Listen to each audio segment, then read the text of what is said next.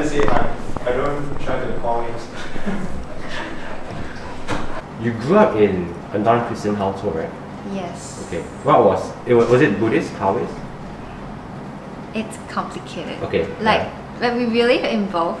Okay. Like we believe in Buddha, and then we also go to like temple, different sort of temple also.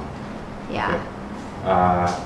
Were you really into Buddhism / Taoism, or was it just not really a big part of your life? At one point in my life, I was into religion, like all sorts of religions. Right. Okay. Yeah, because I had like this time where I really struggled with like bullies, and then like I also felt like very bad about a lot of things in the world, and then I thought that like why people are so mean to one another, and it's not like I'm not mean. So I thought through like some of these things. I still remember like writing it in my diary that, you know, if everybody loves one another, then this world would be a wonderful place. And that makes a lot of sense. So that's why people always talk about world peace, right? But then I thought about it like how it is not possible that everybody loves one another, because even I don't love people that much. Yeah. If I don't like you, I don't like you lah. So I thought about like how can we solve this issue, right? Then I also have a lot of like, you know, emotional problem and stuff like that, and it also got me to question like my existence, like why am I here on earth and stuff like that. Yeah, and I don't think so science will give me anything. So I thought of like maybe I should turn to religion, you know. Yeah. So I even thought about Islam, and I thought about like I didn't really consider it, but like I think about and I kind of read a little bit about Hinduism as well, and then Buddhism and Taoism. So eventually I just thought that Buddhism kind of makes sense. But then I had the privilege, sort of privilege that people invited me to a Christian fellowship when I was 16. Then that really opened up like my eyes to Christianity and who Jesus is. Yeah. I didn't even know that Jesus is God. Like I didn't even know that. Like I just thought Jesus is a man, because my dad used to tell me that he's a man and a prophet. Yeah. So when I went there, I really started to know more about this Jesus. Not really clearly. I wouldn't say that I got it from the pastors or the people there. I just was given a Bible and kind of like see him from like Matthew and then Luke, John, these books lah. Yeah. Right. Did you feel like you found your answers in Christianity, the answers that you were asking when you were considering different religions?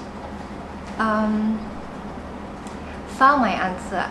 It's more like I had a set of answers. I have a set of questions, and Christianity gave me another set of questions and answers lah. So my question is always like, why does this have to happen? Why is the world so horrible? What can I do about it and stuff like that? But then Christianity doesn't talk about it that way. And I don't think I found it when I was 16-year-old. It was like much later when I encountered Reformed Theology, and that time he was my boyfriend, now my husband. He told me that, you know, you gotta check out this Calvinism thing, and then I wasn't really into it. I was like, what? Free will? I don't have free will? What do you mean? Like we argue about that. Yeah. And then, but it is in that argument, and eventually I just go and read up on it because I didn't want to keep arguing with him and lose in the argument. So I went to read up about it, and I think that is when I really sort of like found my answer in that way, or like was posed another question, because Christianity doesn't ask you, doesn't tell you the answer of like why is the world, not like it doesn't answer that. It doesn't put it. It's not an external problem. The Christianity puts it in the way where you have to look at who you are, and the reason why the world is the way it is, the reason why we are the way we are is because we have rebelled against this God, which I don't actually think about. And even when I was in church, I wasn't, in a sense, taught about it until I read the article. I think it's called it's written by John Piper in Desiring God, called like what do I believe about the 5 points of Calvinism. And then the first point, total depravity, right? When I read it, I was like, I started to understand like why like the world is bad, why people are bad, and why I am bad. Because like verses like in Romans 3, all have sinned and fallen short of the glory of God. And then it says that no one is righteous, no one seeks God. It just makes sense that it is the way it is because I am like that. Then it wasn't hard for me to accept Calvinism right after that, or anything that just flows from that, because I cannot seek God. I wouldn't seek God. I wouldn't seek the ultimate good, because if left alone, all I do is sin, right? So yeah, ever since then, I think that my answer and my question in that sense were answered. Yeah, but it wasn't answered immediately at that point of time. Okay. Yeah. But what was it? Okay, even though it didn't answer your question, you kind of started wanting to learn more about Christianity. Did you consider yourself a Christian back then? Back like when you first started attending your CF? Oh no, it was a while, like Okay. not a long time, couple of months I think. I was still just seeking like what is going on, but Jesus is a fascinating character. Okay. Yeah. So it was until I at one point I sort of just followed Jesus because I thought that I can get blessing from him. Okay. Yeah. Then it was a truncated version of Christianity lah. So for a long time I believe in that kind of gospel. Although many times in my own house, in my own room, I would struggle very much with my sin, because I know I am, as much as I'm a person who was bullied by other people, I do hope death upon them, like I'm not that great. And then when I read Matthew, I realized that, Jesus exposed me as this murderer, even though I didn't murder. But in my heart, I want to murder, right? So, yeah, I struggle a lot in my own time.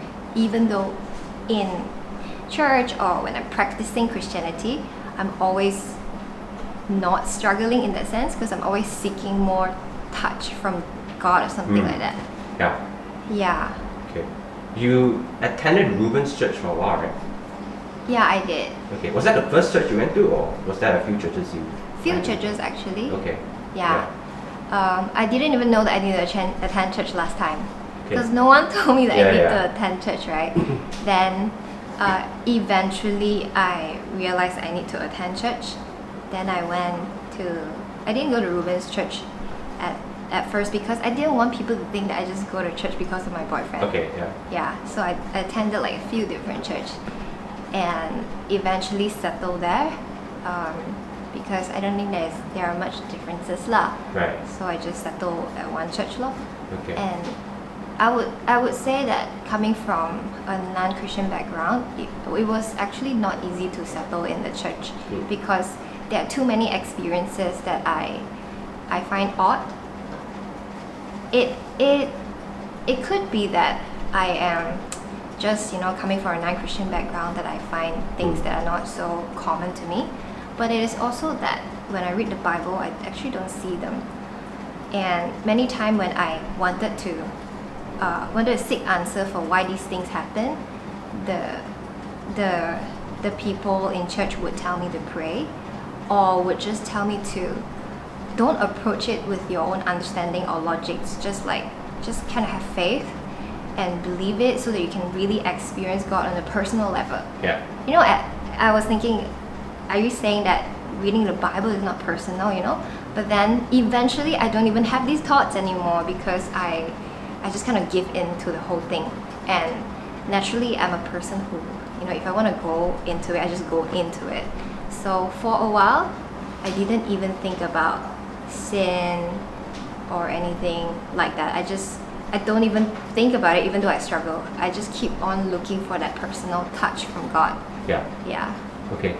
So is that the reason why when Reuben spoke to you about Reformed Theology, it kind of attracted you to it, because total depravity deals with exactly the issues or the questions that you've had growing up, right? Yeah, exactly, because even though I didn't like it at the start because Yeah. I was still thinking about a lot of other things, but when at one point I really wanted to know what's going on because I want to win the argument when I argue with him.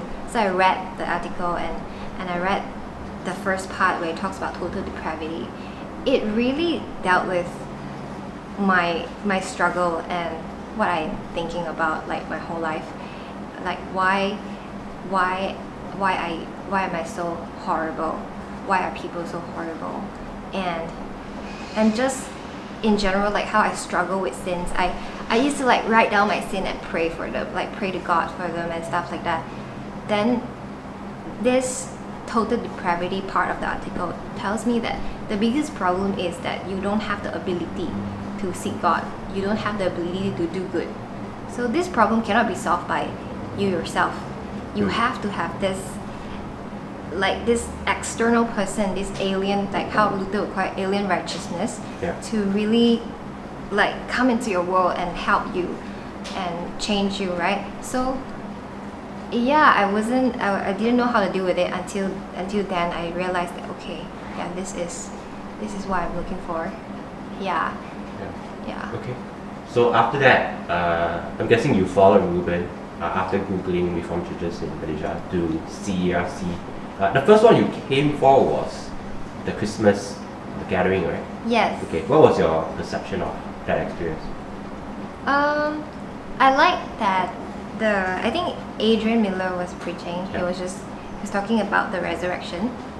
I like it a lot because nobody talks about. I've never heard people really talk about resurrection in the actual resurrection, like why he resurrected.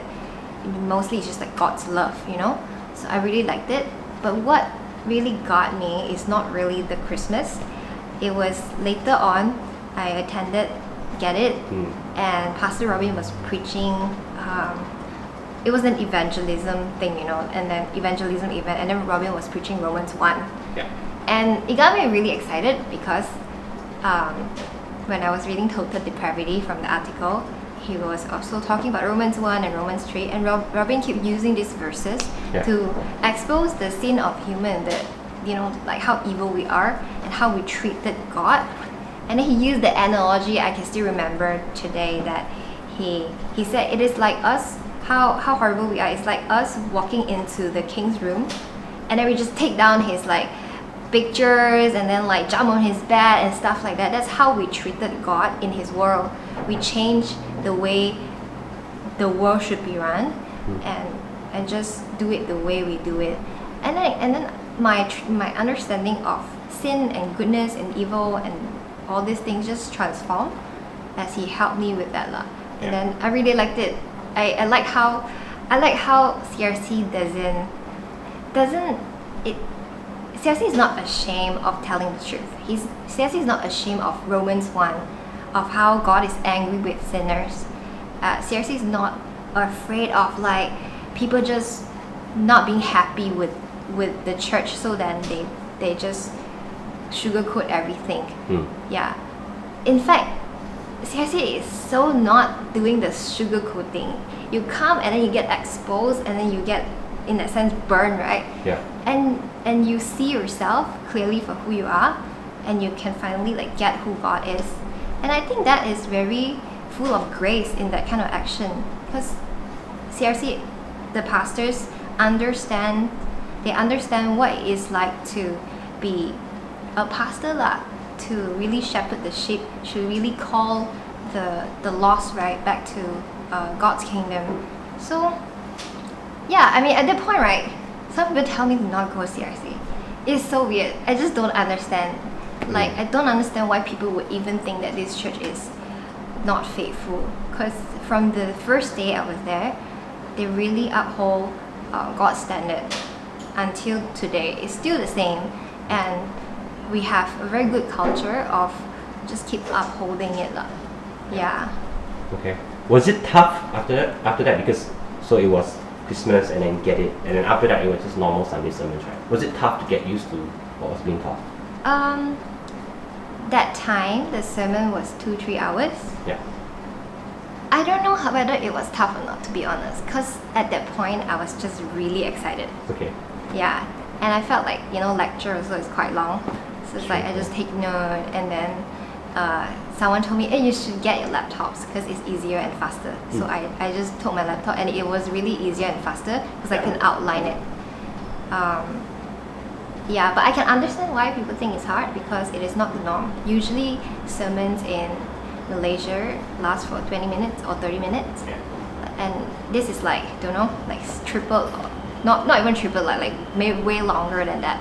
So I can understand why people would be tired or like find it hard to adjust to. But for me personally, by the grace of God, I just didn't find it very hard. Yeah. So you've been in CRC for about 4 or 5 years now, is it? I think 5 years, a little bit more than 5 years already. Okay, and now you're a member. So what, from the past few years that you've been here, what do you value about CRC culture? Or you can say gospel culture lah. Gospel culture, yeah.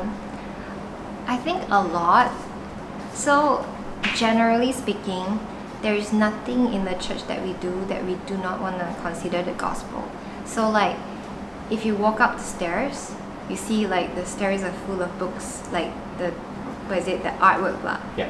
Like, all the Matthew whatever stuff, and it tells you that this church is word-centered. And then like the decor, and then how the pastor would preach, how the MC would help you to think about the sermon before the sermon, and then give you question after the sermon to discuss. How our growth group, we are very honest with one another. We study the word together. We study until quite late, and that's because there's so many questions and there's so many things I understand about God. But more than that, also we are very honest with our sin. Although sometimes as sinful human beings we don't share, but the culture is to share. Like, we want that transparency, and we help one another to get there, so that we can really persevere better as a church lah. And yeah, I mean honestly, it's like in everything. Like even cleaning the toilet, we will think about the gospel. Like how I don't want it to be smelly, so that people get offended by the toilet and not come again. Yeah, just generally like everything in CIC we think about the gospel. Yeah. Okay. So just now I asked Ruben a variation of this question as well, which is a lot of Christians would say that, why do we need to be reformed? Why can't we just all be Christians? Why do you think it matters to be reformed? I think that some people think that the reason why we want to call ourselves reform is to be exclusive, but I think the way we understands reform, being a reformed person, right, is that we want to go back to the scripture, go back to where God has revealed himself to be the God that he is. To go anywhere else is to rob people of hope. And I think that's why every Christian should be reformed in that sense. You are going back to the word, you're trying to hear from God, your Father, and you're not trying to just invent stuff and make something more attractive so that people will be attracted to your church or something like that. Yeah. I think when people don't dare to just preach from the word and give that just take the Bible and give it to people. I think when people don't do that, and when they pick different portion of Christianity to share with people, you show yourself to be ashamed of God lah. Yeah. I am not always the most comfortable talking about God as this scary, angry God. But nonetheless, he is angry because we are sinful. So there's nothing to be shy about lah in that sense. Just proclaim him and pray and let the Spirit draws people to him as you preach the word lah. Yeah. So I don't know why should people be ashamed of being reformed. Our reformed fathers like Martin Luther or even Tyndale, right? Recently we learned about that. They are so bold because they know that it's in the word you find life. Now we're just so like embarrassed about it. Yeah. So I hope that people consider Reformed theology. I hope people search it up, and read about it. Yeah.